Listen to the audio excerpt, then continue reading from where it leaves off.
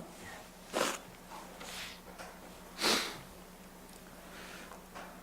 은혜와 진리가 충만하신 아버지 하나님 감사드립니다. 오전 말씀과 오전 경배 시간을 주님께서 함께 해주시고 우리가 주님과 화평의 교제를 하려면 무엇이 필요한지를 하나님 말씀을 통해 잘 배우며 또 마음판에 잘 새길 수 있도록 주님께서 인도하심을 감사합니다. 좋은 교제 있게 해주시고 이렇게 헌신된 자매님들의 아름다운 손길을 통하여 풍성 식탁을 허락해 주심을 또한 감사합니다. 오후에 저희들 다시 모였습니다. 제가 한 사람의 혼을 주님께로 인도하려면 무엇들이 필요하고 어떻게 제시해야 하는지를 우리가 지금 보고 있습니다. 오늘은 우리가 자신이 죄인임을 시인하고 예수 그리스도를 믿겠다는 믿음이 있다면 어떻게 주님께로 인도하는지를 우리가 배우고자 합니다. 이 말씀을 통해서 우리 모두가 확실한 구령자의 자세로서 늘 아버지 하나님 대하게 해주시고 마음판에 잘 각인할 수 있도록 주님께서 인도해 주시며 신실한 구령자로 한 사람 한 사람 주님께서 세워주시길 원합니다. 말씀을 마치는 모든 순서를 주님께 의탁드립니다. 저가 성도들에게 잘 이해할 수 있도록 쉽게 가르칠 수 있도록 성령님께서 함께 해주시고 지혜로 함께 해주시길 원합니다. 주 예수 그리스도 이름으로 기도드렸습니다. 아멘. 교재는 61페이지입니다. 예.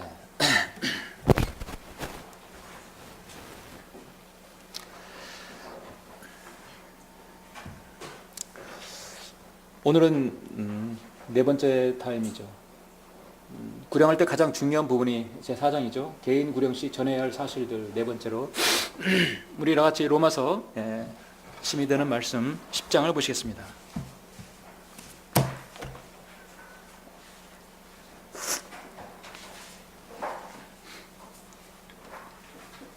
우리가 구령하는 데 있어서 로마서 10장 9절 10절을 꼭 우리 구령의 대상자에게 보여주고 또 읽어줄 필요가 있죠.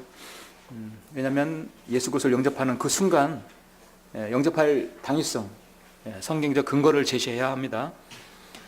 그런데 가끔 착각하는 분들이 지금까지 보면 몇 분 있어요. 이제 구령을 하는데 이 구절을 상대방에게 읽어주었다 해서 그 사람이 구원받은 것으로 간증하는 경우가 있어요. 이게 아니라 이것은 내가 예수님을 영접하는 방법, 영접을 해야 하는 이유에 대해서 얘기하고 있어요. 이거를 읽었다고 해서 그 사람이 영접한 건 아닌데 사실은 그래서 착각하는 경우가 있습니다. 그래서 엄밀히 말씀드리면 이거는 내가 예수님을 영접하는 이유, 이렇게 영접을 해야 하기 때문에 영접을 해야 구원받는다는 걸 알려주기 위해서입니다.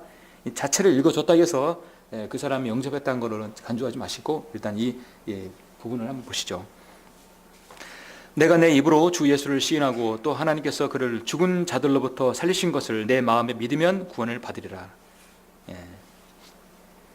죽으시고 부활하신 걸 마음에 믿으라는 얘기죠. 이는 사람이 마음으로 믿어 의에 이르고 입으로 고백하여 구원에 이르기 때문이라. 구원에 이르기 때문이라. 마음에 믿어 의에 이르고 입으로 고백하여 구원에 이르기 때문이라. 항상 중요한 것은 마음이죠. 마음은 인간의 혼, 자신의 의지가 담겨 있어야 하는 것입니다. 내가 내 입으로 주 예수를 시인하라. 예수를 시인하라는 얘기는 두 가지. 예수님께서 나를 위해 죽으셨고 부활하셨다는 사실. 그걸 믿으면 구원을 받으리라. 사람이 마음으로 믿어 이르고 입으로 고백하여 구원이기 때문이라. 그래서 어떤 교회의 전도지는 지역 전도지는 영적 기도가 우리 교회 전도지는 영적 기도가 다 100% 있어요. 다 있는데 우리가 전달했을 때 그 당사자가 어떻게 영접하는지를 모르기 때문에 편하게 알기 쉽게 가장 좋은 영접 기도문을 적어서 보낸 겁니다. 이것이 없다 하더라도 복음은 전할 수 있죠. 왜냐하면 우리가 그 사람에게 기도를 따라 하라고 하면 되죠.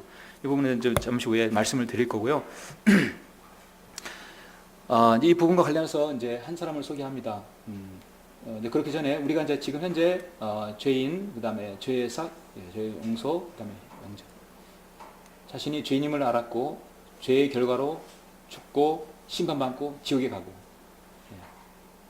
여기까지 알았으면 그 사람의 상태는 비참해지는 거죠. 그런데 당신을 구원하시기 위해서 지옥으로부터 예수님께서 십자가에 못 박혀 죽으시고 보혈을 흘려 죽으시고 부활하셨다는 사실, 여기까지 이제 제시합니다. 이런 다음에 만약 그 사람이 가버리면 어떻게 합니까?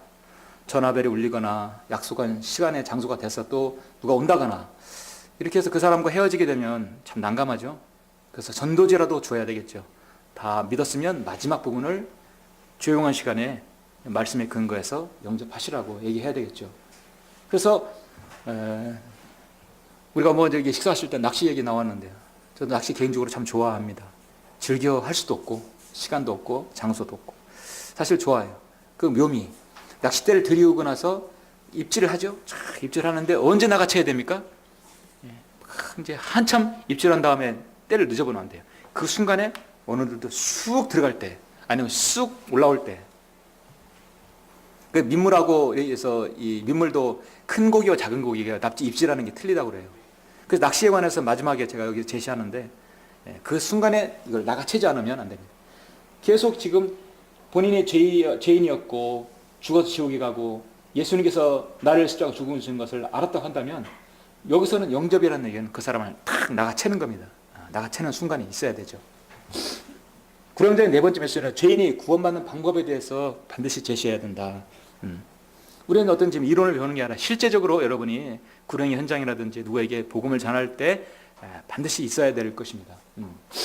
이 사람이 저는 적어도 제임스 심슨이라고도 하고 제임스 심프슨이라고 하는데 오늘날 현대의학 1800년대 이후 현대의학에서 이 사람의 성과는 정말 무궁무진하고 대단한 혁혁한 공과를 세운 분입니다.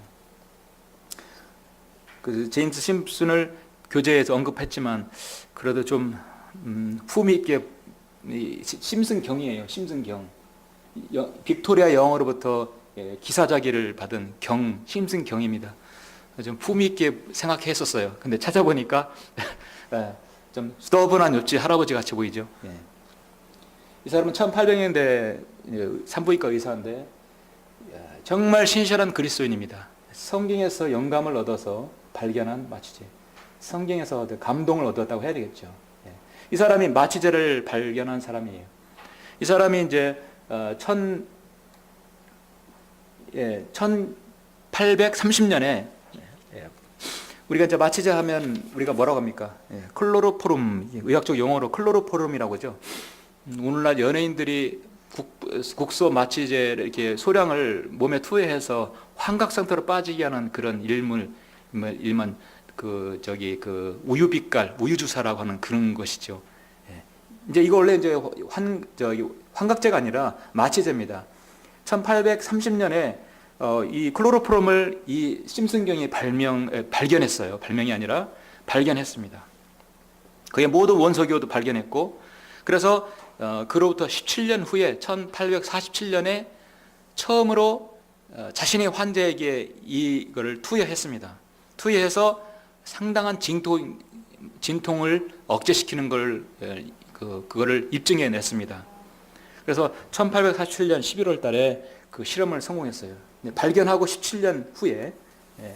근데 그 당시에 이 제임스 심프슨 경과 동시대 사람이 뭐냐면 이 사람 원래 스코틀랜드 의사인데 이제 영국에서 이렇게 발견하고 그 당시에 그 영국의 왕이 빅토리아 여왕입니다.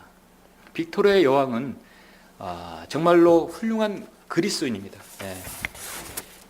빅토리아 여왕은 이제 윌리엄 4세가 죽은 이후에 이제 결혼하지 않았지만 처녀로서 왕으로 간택을 받아서 영국을 64년 동안 정말 해가 지지 않는 나라로 대영 제국으로 이끌었던 빅토리아 여왕이었습니다. 이 빅토리아 여왕이 왕관을 쓰자마자 그가 기도실에서 무릎 꿇고 기도한 내용이 뭐냐면 주여 내가 여왕이 되면 하나님의 말씀대로 정치를 하게 해주십시오. 정말 하나님의 말씀대로 정치했고 기도로 정치했어요. 그래서 그의 자녀들 모두 다 하나님 말씀으로 가르쳤던 것이죠. 영국이 다스리는 그때 해가 지지 않는 어느 나라든 하나님께서 영국을 복을 주셔서 모두 다 영국 식민지로 만들었어요. 정말 복 주셨고 최고로 번성했던 데죠. 빅토리아 여왕이죠. 심지어 빅토리아 폭포까지 이름을 지었었죠. 세계 3대 가장 아름다운 폭포로. 어느 날 그렇게 정치를 잘하는 이유가 무엇입니까? 어떤 인도의 왕자가 묻자 그는 성경을 들면서 바로 이것입니다. 킹제임스 성경을 들고 바로 그것이라고. 예. 예. 그래서 정말 킹제임스는 가장 나라에 많이 알렸고 훌륭한 그리스인 왕이죠. 그런데 빅토리아 여왕이 아들을 이제 여덟 번째 자녀를 낳을 때가 됐는데, 빅토리아 여왕이 훌륭한 그리스인이고 성경 알고 모든 걸 잘했지만 가장 싫어하는 게 있어요. 뭐냐면 당시에는 이 이제 제왕절개라든지 아이를 낳을 때 마취 자체가 없었기 때문에 항상 고통 속에 낳았거든요. 그 고통 속에 낳는 것이 하나님의 창세기 3장의 죄의 결과라는 것을 인식하고 누구든 거기에 이유가 달 수 없었던 거지요. 빅토리아 여왕은 많은 자녀를 순산하면서도 그렇게 자녀 낳는 것이 힘들었다는 것입니다. 그 여덟 번째 왕자를 지금 이제 태어나는 그 순간, 그때 심플슨이 클로로폼을 발견해서 1847년에 그걸 성공하게 돼요. 그래서 이번에 내가 아이를 낳을 때는 이 마취제를 내가 좀 쓰고 싶다. 그래서 빅토리아 왕이 여덟 번째 왕자를 순산할 때 이 마취제를 써서 성공적으로 고통 없이 분만을 하게 되었어요.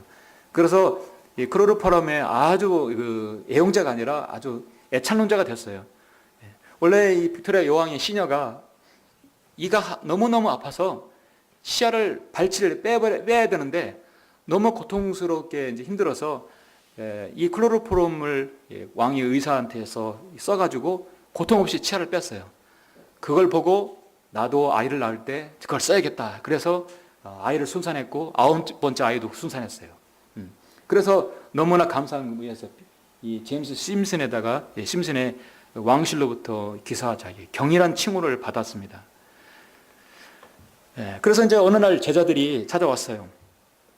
당시에는 제자들이라 한다면 많은 제자들이 학회에 공부하는 사람이 있었겠죠.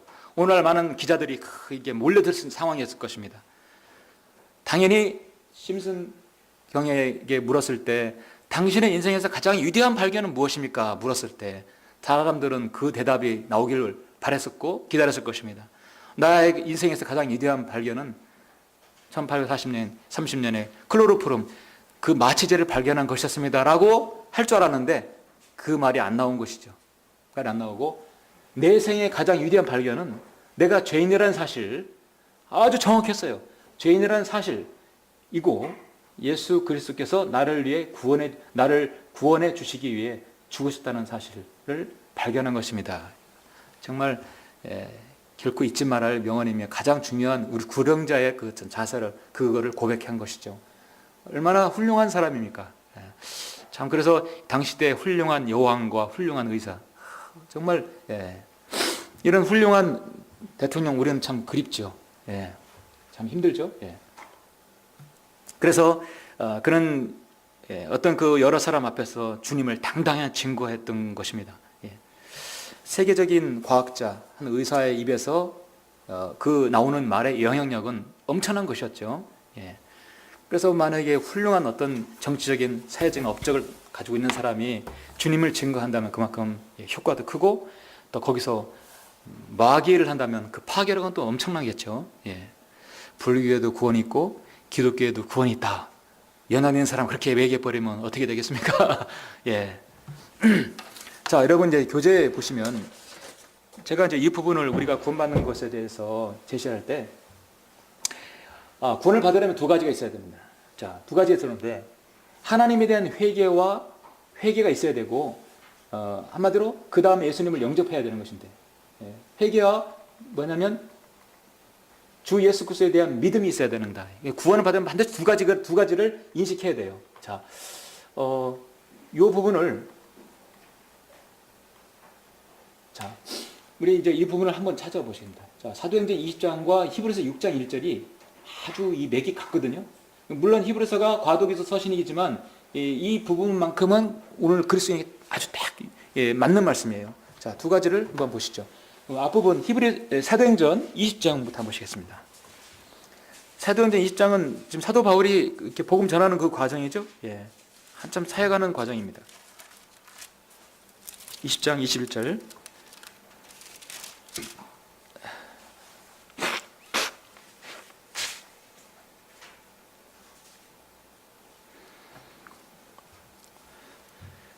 자, 유대인과 또한 헬라인에게도 유대인과 또한 헬라인, 한마디로 유대인이나 이방인이나 다 가릴 것 없이, 자, 우리 다 같이 읽겠습니다. 시작. 하나님께 대한 회개와 우리 주 예수 그리스도에 대한 믿음을 증거하노라. 자, 한 사람이 죄인이 구원받으려면 반드시 있어야 되는 것이 하나님께 대한 회개입니다. 죄에 대한 돌이킴이 있어야 돼요. 하나님께 대한 회개, 죄에 대한 돌이킴. 아, 나는 죄인이구나. 나는 죽어 지옥에 가는구나. 자신을 철저히 하나님 말씀부터 비참하게 만들어야 돼요. 그 다음에 두 번째는 이제 두 번째 나오는 건데, 주 예수 그리스도에 대한 믿음을 증거하는 것이죠. 그러면 여기다 좀 뭘 껴서 놓으시고, 그 다음에 여러분 히브리서 6장 1절 보시겠습니다. 이거는 꼭 여러분 잘 기억해 오십시오. 히브리서 6장 1절.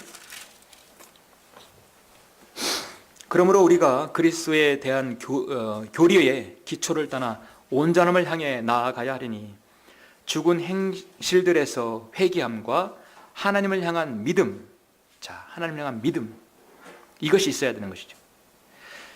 사실 우리가 예수 그리스도를 믿고 구원받아서 그 사람이 이 땅에 사는 동안 혹시 죄를 지으면 구원이 취소되는 거나 그런 건 아닙니다. 그러나 사도행 히브리서 6장에 있는 전체적인 문맥은 구원은 취소될 수 있다고 그래요. 언제? 대환란 때입니다. 그래서 만약 떨어져 나간다면 이런 말씀이 들어있어요. 그러나 여러분 1절 이 말씀 자체에서 보면 구원받으려면 첫째 죽은 행실들에서의 회개함이 있어야 되고, 한마디로 죄에 대한 회개가 있어야 되고, 그 다음에 하나님을 그 믿음의 고백이 있어야 된다는 거예요. 그래서 누군가에게 여러분 예수님을 영접하고자 하면 반드시 주시지시키는 것이에요. 성경을 통해서 죄인임을 인정하냐 물어봐야 됩니다.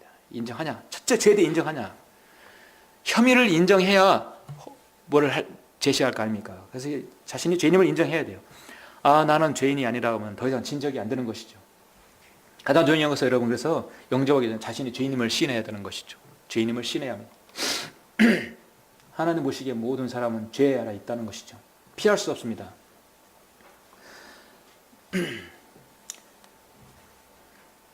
이게 뭐같이 보이죠? 과거에 기관차죠. 제가 일부러 기관차를 보인 것은 앞에 엔진이 있기 때문입니다. 엔진이 있습니다. 엔진이 있고 뒤에 이제 객실이들이 있어요. 제가 약 한 1년 반이나 한 1년, 적어도 최소한 1년 전부터 한 사람에 대해서, 한 사람을 놓고 계속 기도하면서 복음을 전하는 사람이 있어요. 복음을 1년 동안 전했는데 아직까지 영접을 안 했어요. 조지 밀러는 자신의 친구가 그렇게 기도를 했는데도 5명의 친구를 놓고 기도했는데, 한 친구는 그가 죽을 때 영접하고, 한 친구는 그가 조지 밀러 죽은 장례식 때 설교 때 영접하는 경우도 있었다고. 결국은 사역 평생 그 기도가 자신이 죽음 이후에 응답되는 경우도 있더라고요. 여러분이 누군가를 놓고 이제 구원을 놓고 기도하는 분이 있죠. 당장 응답되지 않고 당장 그 사람이 영접하지 않더라도 그래도 기다려야 돼요. 기다리고 계속 찍어야 되겠죠. 넘어갈도록 찍어야 되겠죠. 다만 주님 오시기 전까지는 구원 받아야 되는 거죠. 긴박한 거죠. 교회 편력도 있어요. 여기저기 많이 다녔어요. 많이 다니고, 이 민족 종교 같은 것도 많이 다니고, 뭐 증산도나 뭐 이런 것도 다 섭렵한 사람이에요. 그러니까 어느 정도 다 풍월이 있어요. 기본 지식들은 있어요. 복음을 전해서 교회에 와서 같이 차를 마시고 평일날 와서 진지하게 했는데 다 알아요. 죄인임을 알고 시인하고, 그 죄 때문에 지옥에 가고, 지옥이라는 사실, 그 다음에 당신의 죄문을 위해 십자가 죽으신 것, 그거 다 머리로 알고 있어요. 문제는 이런 알고 있는 거가 마음에 안 믿는 거예요. 다 아는데, 자, 그러면은 이 말씀을 마음에 믿고 예수님을 영접하자 했는데 그 순간 그걸 영접은 안 하겠다는 거예요. 영접은 안 하겠다는 거예요. 우리 복음 전할 때 마지막 그거 안 하는 사람이 있어요. 역시 마귀가 개입하는구나. 길거리에서 단 5분이든 3분이든 10분이든 간에 누구를 이렇게 전했을 때 그 사람이 같이 기도했을 때 또박또박 따라서 하는 건, 그건요 성령님의 역사 아니면 할 수가 없어요. 제가 다 생짜배기를 어떻게 잡고 같이 기도해서 누가 그 사람들이 고개 숙여서 기도합니까? 하나님께서 역사하지 않고는 할 수가 없어요. 그렇게 기도하고 공을 들였는데도, 교회 와서 했는데도 안 되는 거예요. 지금도 계속 진행형입니다. 언젠간 이제 구원 받기를 이제 기대하고 이제 기다리고 있어요. 예. 계속 시도하고 있는 거죠. 한 사람이 저에게 구원받으면 필요합니다. 자, 여기 기차가 보이는데 기차에서 가장 중요한 것은 엔진입니다. 예. 여러분, 이 기관차가 맨 뒤에 가면 어떻게 돼요? 기차가 앞으로 밀어버려 뒤에서 밀 수가 없어요. 앞에 끌어야 되는 것이죠. 그래서 이 순서 원리에서 중요한 것은 뭐냐면 기관차는 사실이에요. 사실. 팩트예요. 팩트. 너는 죄인이야. 그리고 그 죄로 인해 지옥에 가. 그런데 그걸 해결하기 위해서 예수님께서 죽으셨어. 팩트라고 하죠. 그래요? 사실이에요. 불변의 사실입니다. 그런데 그것을 네가 믿어야 되는 거예요.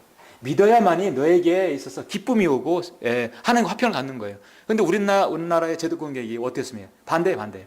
자, 사실이라는 믿어요. 그런데 감정이 먼저, 느낌과 감정이 그 다음이 차지하는 거예요. 예수님, 십자가, 가난한 죄인, 오늘날 기도원에 갔더니 머리가 쭉 빗쓰고, 온몸에 전율이 오고, 부흥장에서 그 말을 들었더니, 뭐 가슴이 뜨거워지고, 그 누가 이제 복음 전하고 당신 구원 받았냐고 그러면, 내가 그날 방언 받았고, 가슴이 뜨거워지고, 뭐 공중에 부은 뜬 느낌이었다. 그런 얘기 들어보셨죠? 그 사람은 순전히 지금 자신의 믿음을 얘기 안 하고 감정과 느낌만 얘기하는 거예요. 어떤 것이 사실이라고 한다면 그 사실을 느낌, 감정이 우선이 아니라 그 다음에 순서가 믿음이라는 얘기죠. 믿어야 된다는 것이죠. 예. 그래서 여기 제 교재에 사실과 믿음과 느낌, 감정은 순서가 절대로 바뀌면 안 된다. 많은 사람들이 이것을 믿음으로 고백하지 않고 감정이 우선이 되어버리니까 그 사람의 구원이 의심을 할 수밖에 없는 거죠. 중요한 것은 내가 죄인임을 알고 시인하는 것이죠. 두 번째는 뭐냐면 아까 두 군데 봤어요. 자, 히브리서 다시 6장 1절을 보시면 자, 죽은 행실들에서 회개, 죄에 대해서 돌이킴, 죄인임을 알았다면 하나님을 향한 믿음, 바로 하나님을 향한 믿음이 있어야 된다. 아까 사도행전 20장 21절을 보면 뭐라고 있습니까? 예수 그리스도에 대한 믿음, 바로 그것이죠. 믿음이 있어야 합니다. 그 다음에 그 죄의 문제를 해결해서 하기 위해서 예수님께서 오신 그 사실을 내가 믿어야 된다는 거예요. 한마디로 마음에 받아들여서 영접을 해야 하는 것입니다.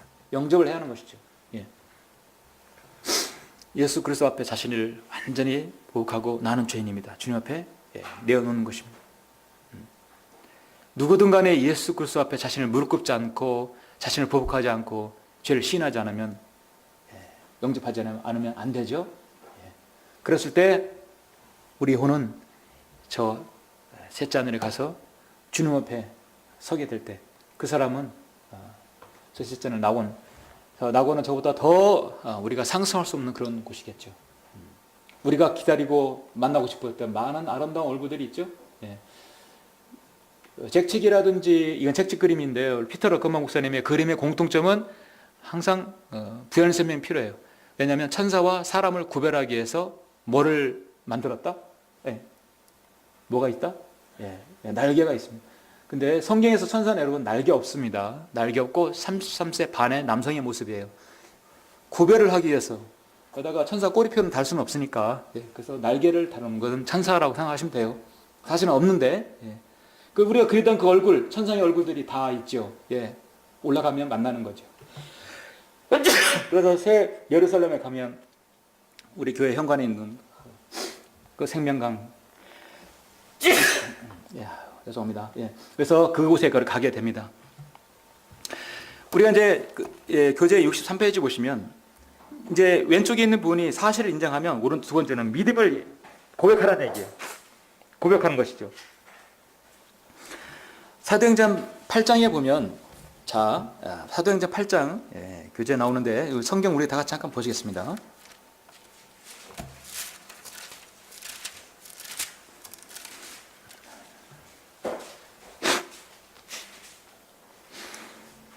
사도행전 8장, 9장, 10장에서 세 사람이 구원받아요. 8장에서는 흑인이 구원받아요. 함족, 흑인, 이디오피아 내시. 칸타케 휘하에서 재정을 맡는 아주 막강한 권세를 가진 사람이 에디오피아 내시가 여기 지금 빌립 집사를 만난 겁니다. 그래서 이사야 53장을 읽고 있었어요. 53장은 예수님의 십자가의 보혈의 사건을 나타낸 거죠. 이사야 53장은 이사야는 벌써 예수님께서 유대인부터 거부당한 것을 다 알았죠. 그래서 지금 그 사실을 그분이 누구신가 예수 그리스도를 알고 이제 빌립을 통해서 구원받은 것이죠. 그래서 그분이 바로 예수 그리스도고 당신을 위해 십자가 죽으셨다는 것을 받아들였어요. 그래서 이제 37절에서 빌립이 지금 말하는 것입니다. 개역성경 개정판에 이 말이 없죠? 이 말씀이 없습니다. 자, 빌립이 말하기를 만일 당신이 마음을 다하여 믿으면 합당하니라고 하니 그가 대답하여 말하기를 이도피아 내시는 자신의 믿음의 고백을 낸 거예요. 나는 예수 그리스도가 하나님의 아들이신 것을 믿나이다. 자신의 믿음의 고백입니다. 믿음의 고백을 자신의 입으로 해야 돼요. 입이 없으면 여러분 자신의 어떤 몸짓으로라도 그걸 내가 했다는 것을 표현해야 하는 것입니다. 내가 하나님의 아들의 이름을 믿는 너희에게 이런 것을 쓰면 너희에게 영생이 있음을 알게 하려 하며 또한 너희가 하나님의 아들의 이름을 믿도록 하려 함이라. 예수님께서는 우리의 죽으시고 십자가에서 밖에서 죽으시고 부활하신 것을 내가 이제 마음에 믿는 게 입으로 신하여 내가 고백하는 겁니다. 자, 믿는다. 그것은 다시 신뢰한다는 것이죠. 만약에 여러분이 어떤 장애인에게 복음을 전한다고 예를 들어서 하실 때 장애인은 말을 못할 수도 있죠. 듣지 못할 수도 있죠. 자, 듣지 못하는 장애인은 글로 써서 보낼 수 있어요. 앞을 볼 수 없는 장애인은 들을 수는 있기 때문에 들어서 가능해요. 왜냐하면 장애인은 어떤 행위를 통해서 구원받는 게 아니라 믿음을 통해서 구원받기 때문에. 만약에 장애인이 말을 하지 못하면 어떻게 됩니까? 그러면 여기 성경에 있는 말씀대로 내가 내 입으로 주 예수를 시인하라는데 장애인은 말을 할 수 없는데 어떻게 시인해요? 중요한 건 뭡니까? 성경에서 마음으로 내가 영접해야 하는 것이죠. 당신이 마음을 다하여 믿으면 고개를 끄덕거려라. 아니면 내 손을 꽉 잡아라. 그래서 여러분 우리가 이제 병원에서 복음을 전할 때에는 그 사람이 어려운 상황, 자신을 표현할 수 없을 때는 눈동자만 깜빡거려라. 당신의 마음을 다해 믿으면 내가 당신을 기도하마. 진심을 믿기 원하면 눈동자만 깜빡거려라. 눈동자만 깜빡거리는 수는 의지만 있어도 예수님을 영접할 수 있어요. 그게 바로 예수 그리스도의 복음이에요. 말씀대로 자신의 입으로 고백하면 좋겠죠. 그러나 마음에 믿는 것을 표현할 수 있다면 복음은 누구에게나 전할 수 있다는 것입니다. 피터 라크마 목사님 생전 하늘나라로 가시기 전의 모습이죠. 좀 더 젊은 모습 보여드릴까요? 뭐 대통령 나와도 될 정도로 멋있죠? 조금 더 청년 시절을 보여드릴까요? 멋있죠? 그죠? 라크 목사님은 믿을 만한 가치가 있는 분에 대한 우리의 신뢰에 대해 죽음은 어떠한 영향력도 행사하지 못한다. 우리가 여러분 믿을 만한 가치 있는 분이 이 세상에 누구 있습니까? 예수 그리스도밖에 없어요.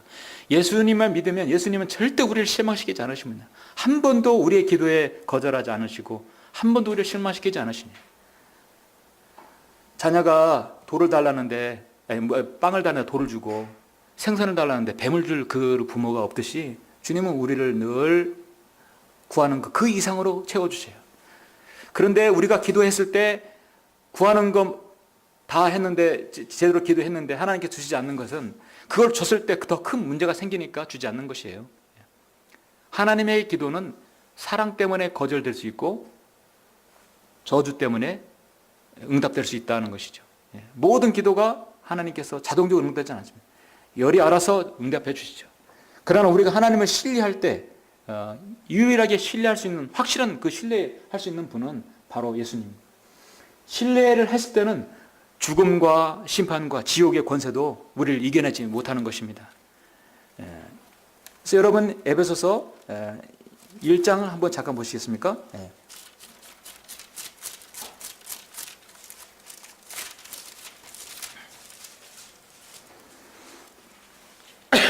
1장 13절 보시면 그분 안에서 너희도 진리의 말씀 곧 너희 구원의 복음을 듣고서 그분을 신뢰하였으니. 자, 구원의 복음을 듣고 신뢰하였다. 여러분, 그래서 믿는다는 것은 진행형이지만 신뢰는 이미 믿었다는 얘기예요. 여러분, 신뢰는 완료예요. 완료. 신뢰. 이미 완료했어요. 완료했으면 죽음과 그것은 더 이상 어떤 나에게 영향력도 끼치지 못한다는 것이죠. 그걸 누가 도장을 찍었어요? 계약서 찍고 도장을 누가 줬어요? 성령의 인침으로 찍었다는 것입니다. 확실하게 보장받은 거죠. 이제 구원의 영원한 보장은 물론 다음 주에 이제 하겠지만요. 자, 그래서 여기 이제 교재에 보시면 뒤에 이제 죄에 대한 회개에 대한 관련 구절들, 그래서 죄에 대해서 회개하고 돌이키고 예수님을 영접하는 부분이 제가 여기 성경 여러 부분을 제시했습니다. 제가 순서대로 잘 읽으면 시간이 없기 때문에 너무 많이 가기 때문에 그렇지만은 여러분이 이 부분을 쭉 보시고 이제 죄에 대한 돌이킴과 그 다음에 영접하는 부분을 딱 두 개만 여러분이 가지고 뽑으세요. 지금 계속해서 여러분 구절 두 개씩 뽑고 계시죠? 자, 그래서 오늘 여기에 딱 뽑으시면 됩니다. 마지막 부분 하나 더 보겠습니다. 요한복음 1장 12절 보십시오. 왜냐하면 여기 영접이라는 부분이 직접 나오니까. 요한복음 1장 12절. 우리 다 같이 읽겠습니다. 시작. 그러나 누구든지 그를 영접한 사람들에게는 하나님의 아들들이 되는 권세를 주셨으니 즉 그의 이름을 믿는 사람들에게니라. 즉 그의 이름을 믿는 사람들에게니라. 개혁성이 없어요? 거의 뭐 3분의 1이 빠져버렸어요. 하나님의 아들들이 되는 권세를 주셨다. 청와대 대통령이 있고 부영분이 있어요. 그 자녀는 청와대에 들어갈 수 있어요, 없어요? 무사 통과해요. 대통령 아들 신분만 확인되면 뭐 그냥 뭐 다 거수격리하고 그냥 무사 통과해요. 어딜 가더라도 그에게 경호원 두세 사람 따라 붙었네요. 왜냐하면 대통령 아들이기 때문에. 대통령 보려면 아버지 얘기할 얘기가 있어요. 그 많은 수 없는 많은 그 보안 절차 다 거치지 않고 그냥 무사 통과해요. 여러분 하나님 아들 되면 어떤 권세가 있냐면 저 셋째 하늘 보좌에 그 하나님 계신 보좌로 바로 직통으로 한 라인, 핫 라인 있죠. 은행에 한 라인이 있듯이 직통 전화가 개설되어 있는 거죠. 그래서 히브리서 4장 16절에 보시면 여러분과 하나님과의 바로 4장 16절에서 그러므로 우리가 은혜의 보좌로 담대히 나아가자. 이는 우리가 자비를 얻고 필요한 때 도우시는 은혜를 발견하기 위함이라. 하나님의 은혜의 보좌로 그냥 바로 직통이에요. 구약에처럼 지성소, 성소 거쳐서 대제사장만 들어가는 게 아니라 여러분 저가 다 제사장이 되어서 바로 들어가는 것이에요. 얼마나 여러분 그 특권인지 우리가 나중에 저 셋째 하늘 가면 그때서야 더 확실하게 알 수 있겠죠. 그래서 여러분이 마지막 입질이 움직이면 바로 시간 없습니다. 하나 더 말씀 더 전해지 하지 마시고 딱 두 개만 시인하면 죄인임을 인정하고 예수님을 받아들이기 원하면 그 자리에서 바로 영접을 해야 합니다. 아니면 시간을 놓치게 되면 기다리는 사람이 오고 안 울리던 전화가 오고 마귀 방해가 집이 오게 돼요. 그 순간이 아까 그 전도지 보셨죠? 막 떨어져 가는데 밧줄을 탁 하나 잡아서 잡는 순간이에요. 그 순간 놓치면 다시 못 만날 수 있어요. 그 사람을. 그래서 그 순간을 잘 포착해야 합니다. 그래서 그 이제 다음 마지막 이제 구원받은 이후 영원한 보장은 다음 주에 하도록 하겠습니다. 자, 우리